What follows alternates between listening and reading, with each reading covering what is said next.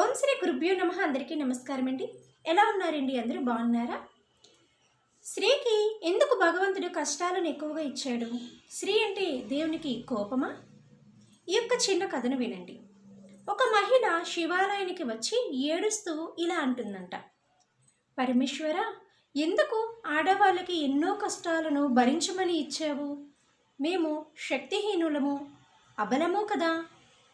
మా పైన ఎందుకు నీకింత కోపమయ్యా అని అడిగారట. ఈశ్వరుడు ఇలా సమాధానం చెబుతున్నారట, ఎవరు చెప్పారు నీవు శక్తిహీనురాలవని? స్త్రీ పురుషుల కన్నా కూడా శక్తివంతురాలు. స్త్రీ శారీరకంగా కంటే మానసికంగా ఎంతో శక్తివంతురాలు. ఈ నొప్పులు స్త్రీకి ఇచ్చాను గనకే జీవి జన్మమెత్తుకుంటుంది. అదే పురుషునికి ఇచ్చి ఉంటే అతను దానిని భరించలేడు.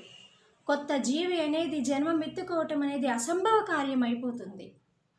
అంత సహనం, ఓపిక, మనోధైర్యం స్త్రీకి మాత్రమే ఉన్నాయి తల్లి అని చెప్పారట. స్త్రీ పక్కన ఉన్నప్పుడే పురుషుడు బలవంతుడు. స్త్రీ లేనిదే జననం లేదు, స్త్రీ లేనిదే గమనం లేదు.